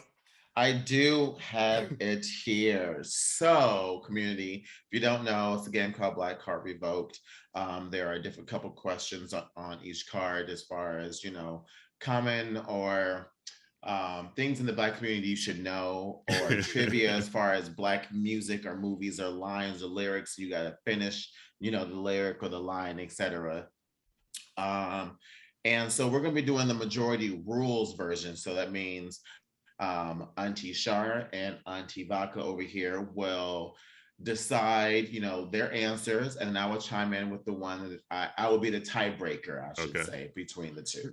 So here we go. First question is, what's something your mama told you to do that she could do herself? Get the remote. Girl, get up.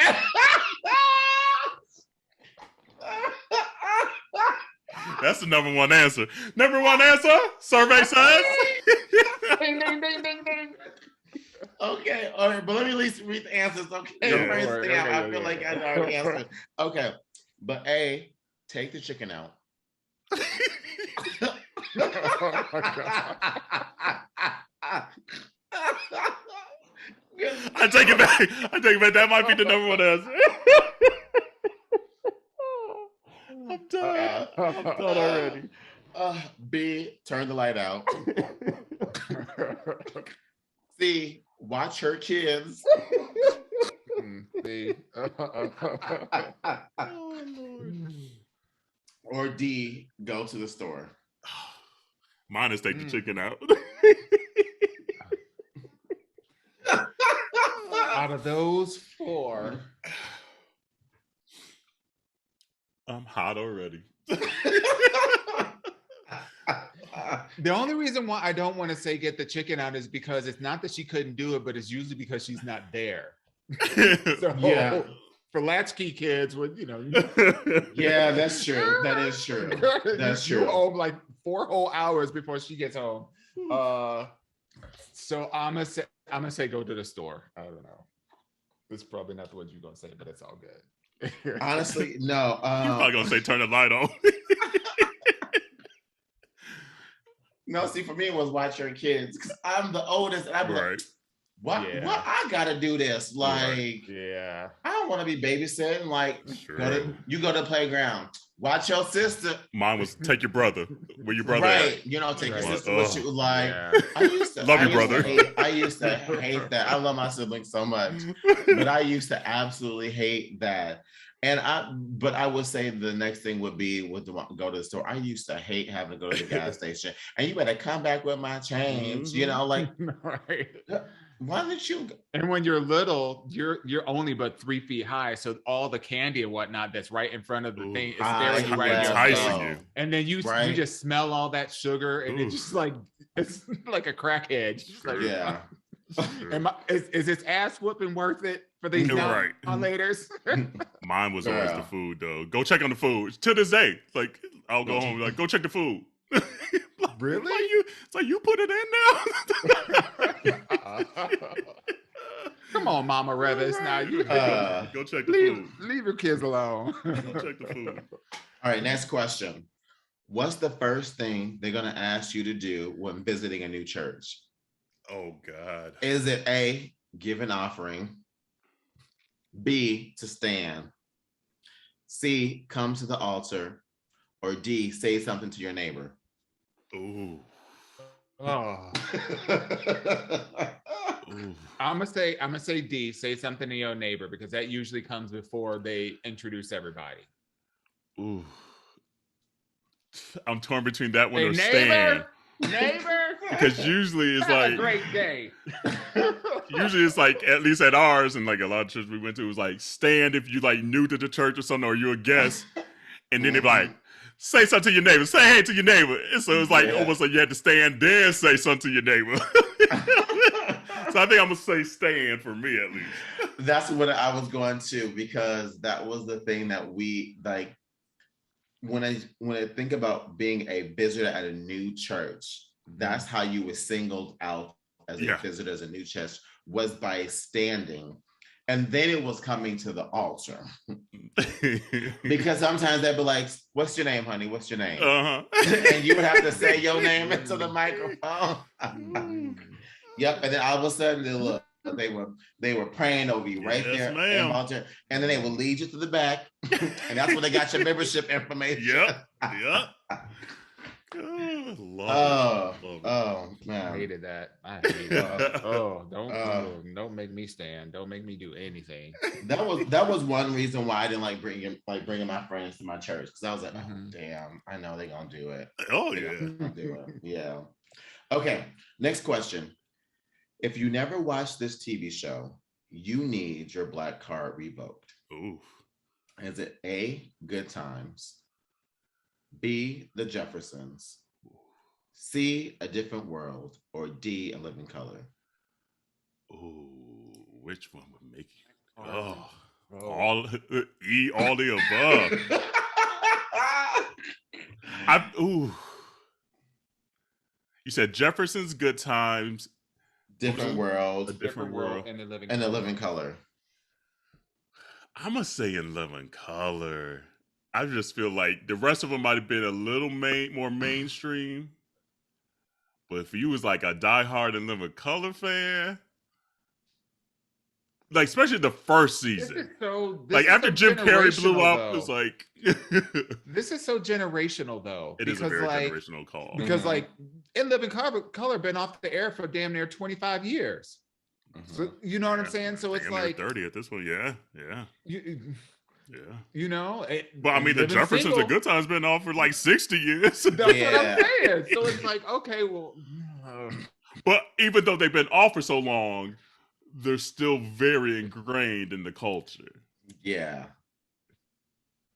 I kind of feel like, as much as I want to say In Living Color, I kind of feel like for the vast majority of people that are probably listening, they probably didn't grow up with In Living Color. They might have heard references to it. I'm trying to think about what they would have likely have seen. Oh, Sanford and Son? No, that was my shit. That's what I'm missing. I like, because I didn't really watch Good Times with the Jeffersons, but Sanford and Son I watched a lot of. Yeah. Really? Yeah. Corey loves watching Sanford. He'll like I could go downstairs right now and it'd probably be Sanford and Son. Gosh, I would say I would say the oldest one. I would say Good Times. And maybe Good Times is like Black 101. Jefferson's like 102. And plus Janet Jackson was on there, so you know people the throwbacks and whatnot, and everybody didn't heard about like the damn. Like I feel like. So if you didn't watch that one, you need your card revoked. Y'all picked the two that I was the most torn between. Like honestly, it's if you didn't watch those two shows, I hate that this question said like one show, but like those two shows are definitely pillars. Absolutely, definitely fucking pillars. Agree. Yeah. I mean, just the shade that they threw all the time on Sanford and Son, just the unmitigated shade at everybody, on Esther, all the racial jokes, you know, like just like. All right, what's the next one? Okay, next question. What's the best song to lay your partner down to? Ooh. Is it A, Knockin' the Boots, H-Town? Knockin' the Boots. Hey. Is it B, Say Yes by Florid? Ooh. Is it C, Freaking You by Jodeci? Ooh. Or is it D, Seems Like You Ready, R. Kelly? Well, he's canceled, so not D. I mean, I read it for card's sake. But I already knew. Damn. I'm gonna say Knocking the Boots. Mine is between Say Yes or Freaking Jodeci. You? Freaking You Yeah, might edge it because it's just a little nastier than Say Yes is like the sensual one. Not or Freaking You is like nasty, like you throwing it down. Like you put that one on, you know what you're about to get. Say Yes might be a little more like foreplay, a little more tender love and care. Freaking You, like we fucking. I agree. It's Freaking You for me. It's Freaking You for me. Yeah. You about to get all with the Tim. You're gonna get all this dick with the Tim's on. Okay. Look, we taking a smoke break. Playing? No. I don't. No. Especially not now. Like, it's so wild because I grew up like seeing images on TV of like, you know, all these people like, you know, having sex and like, or like being in the bedroom or whatever, about to like whatever. And it was always like a song playing or whatever. Yeah. But yeah. Every now and then Fizz will pull out a soundtrack. Every now and then, you know, Fizz will pull out we'll pull out a playlist. And that was one of the things I said the deal. When we finally did 4 months later and he had a playlist, I said, "Oh, you got that Poon Tunes?" I was like, okay.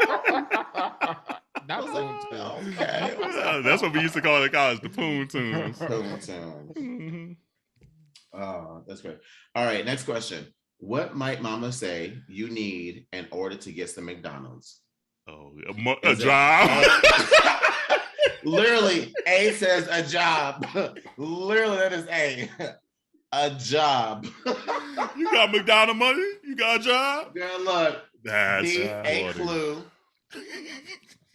C, some good grades.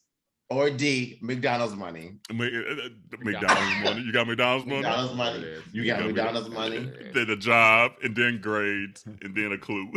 Yeah. Actually, my parents never said a clue. That was never their terminology. Yeah. But McDonald's money or a job? Yeah. Yeah. And you got good grades, you were rewarded with some. So yeah. And if I got good grades, I didn't want McDonald's. I wanted something a little more than McDonald's. Right. I knew better. I knew what was up. Too funny. Okay. Next question. If you haven't watched this movie, you need to get your Black Card revoked. A, Boys in the Hood. Ricky! B, The Wiz.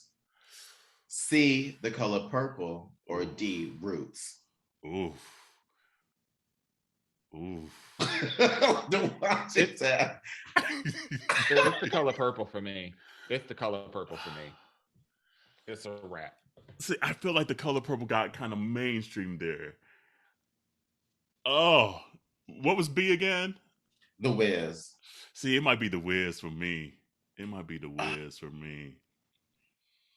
Yeah, and I just and it's The Wiz for me because that's something that's just black that a lot of people, like, you have to be in our community to know about The Wiz. Yeah. Like, white people can and find to appreciate it like we Purple. do. Right. They find out about Color Purple. They can watch Color Purple. There's a book, you know.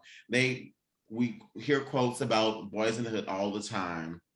Roots was like all on TV forever. Right. And they keep making multiple slave movies and all sorts of stuff like that. Like, so I feel like The Wiz is the one thing that is a pure black culture.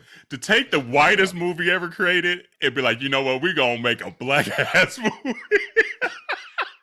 I'm just saying. So Fizz's favorite movie is The Wizard of Oz. Mm-hmm. And so when we finally moved in together like a year and a half later, he didn't even know that The Wiz existed. And I played The Wiz for him and he was just like, what is that? You can win. Right. It was almost too much for him. He was like, I think I just need to stick with the classics. Yeah. There was just a lot, you know. That's a lot just happening. It is very, very like Motown, Detroit, Motor City. Absolutely. And I love every second of it. I love it. It is so black. Speaking of like your partner not knowing something, the other night, I was finally watching Abbott Elementary. And I was like, oh, Sheryl Lee Ralph. I watched it too. And I was like, oh, Sheryl Lee Ralph is in this? And he's like, who's Sheryl Lee Ralph? And I said, oh my God. I paused the TV show, looked at him. I was like, shut the fuck up. I was like, shoulda, coulda, wouldas, Lauryn Hill's mama, Moesha mama, Dream Girls, the original Dream Girl. I was like, stop it. I was like, don't play with me, Corey. I was like, I have not done my due diligence in this relationship. Him as a husband. Right. But to be in this relationship this long and you don't know who Sheryl Lee Ralph is?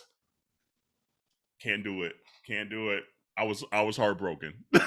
And she is a powerhouse in that. She really is, girl. She is a powerhouse in that sitcom. Like, I fucking love her character so much. I'm so glad y'all watched the show because it is so good. It is. So I'm through only like 3 episodes or something like that now. But yeah, I got was caught like, up. how do you not know that? Yeah, girl, she kills me. She kills me. All right, let's do a couple more. Okay. All right. Okay. What holiday do you always make it to church for? A, New Year's Eve. Every holiday. B, Easter. C, Mother's Day, or D, Christmas. Oh, it's gotta be Easter. You get that Easter suit and the Easter speech. I would have to say Easter. I don't really go to church like that, but it would be Easter. Easter's a fashion show. I would agree it's Easter, but close second was always New Year's Eve because when we were kids, we had to do what our parents do, and we rang in the New Year praise in that church, and that was our countdown. Oh, really? Yep. Every New Year's Eve, like bring it in the New Year at church. Really? Yes, yeah, girl. My mama was. What was your Baptist? Like, okay. Yep. And yours Baptist too. Yeah. Yeah, and let me tell you, we would fast for the first like 14 days too of the year, and yeah, my mom tried to get me to do that shit this year. I said no. I'm sorry. Okay. No. Every year. And I remember, like, especially when I got, and it's just a teenager mode too, because you just want to do what your friends are doing. But I remember, like, finally getting a car, but still, literally, like, all my friends are gathering at like at our friend's house and doing New Year's Eve. I had to do. Plus, I played the piano at church, so I had to be there. But literally, the compromise was you got to be there through midnight. Yeah. Once the ball drops, the balloons drops, then you could go to your friends, and you better be home in like the next 2 hours. Like, so pretty much by the time my parents got home, I had to be back home. Yeah. But like, at 16, that was like traumatizing. Now it's like, okay, it was a very blip in the radar of life. Yeah. Next question. Who's the ugliest rapper of the 80s and 90s? Ooh. Rapper, though. It got the Mosquito Man. Yeah, rapper. Is it A, KRS-One? Oh, damn. B, Flavor Flav? Yep, Mosquito Man. He's not really a rapper, though. He's a hype man. He was a hype man. Yeah, true. C, Biz Markie? Or D, Old Dirty Bastard? Ooh, Old Dirty wasn't cute either. I'm going with the hype man, Mosquito. He looked like a mosquito. I want to say. I mean, this is set up. It was set up. It was a setup. They petty as hell for writing that. He's not a rapper in that sense. He's a hype man. So I wouldn't even put him in the same category as all those other people. Yes, he is the ugliest person on that list.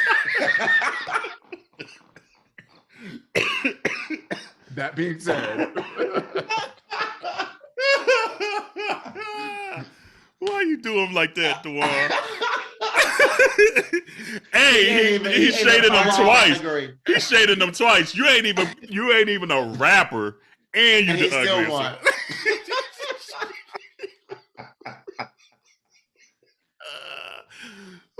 But yeah, they set him up for that question. They wrong for that. That was a little Phaedra Park shade. That was. Oh my goodness. Oh my goodness. I can't.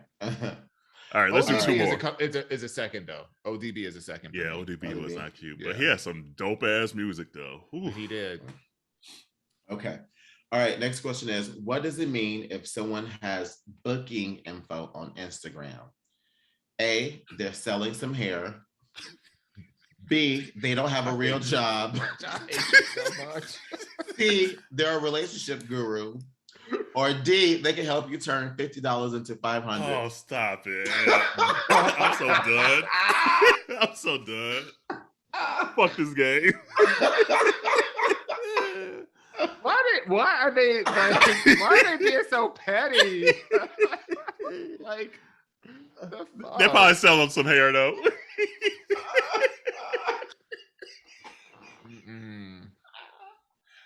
And they trying to turn 50 to 500. That mine is D, trying to turn 50 into 100.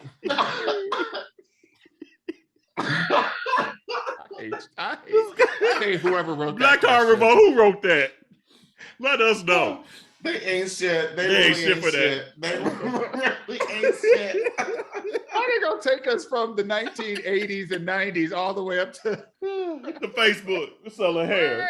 Right. Oh my God, I'm hot. That's like asking a question.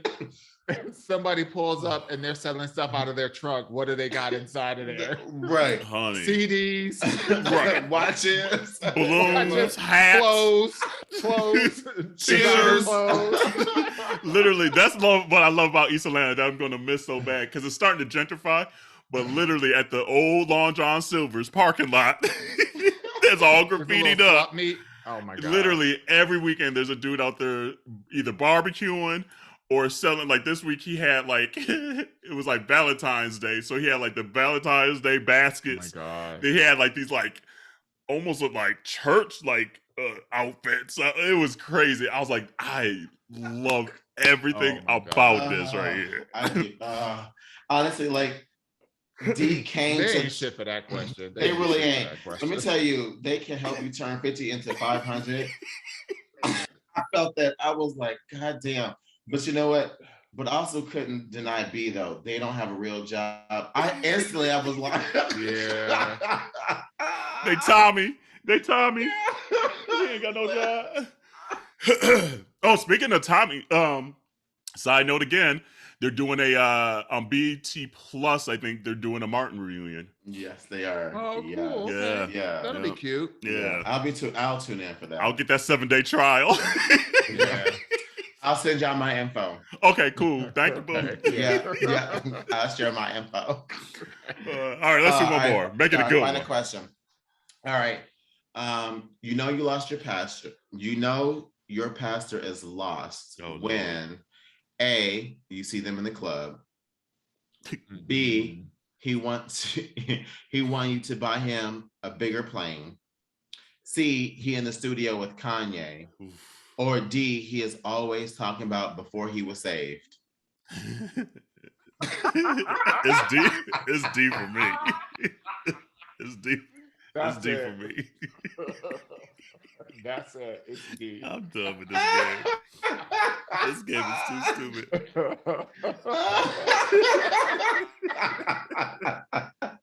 This game is too stupid. I want to be in that room when they writing this shit. Like going to work every day and having to write stuff like this has got to be a key and a half. Look, you know there's a bottle of Douce, honey, in that room. Honey, right? No lie. Oh man, I forget. We gotta play that game more often on here. That shit really is funny. Do. Oh God. So community, we gonna post some of these. We want to know your answers.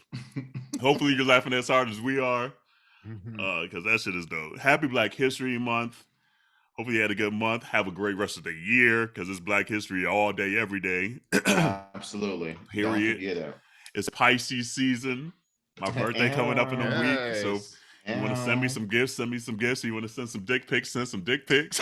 There you go. Ask for what you want. I'm just saying. What you want, you know, and here's the thing. I'm gonna show them to my husband. I'm like, ooh, look at this one. Right. Sharing is caring. And she gonna share them with us too. Period. You know, just so y'all know. Exactly. So, all right. Well, wash your hands, wash your legs, wash your ass.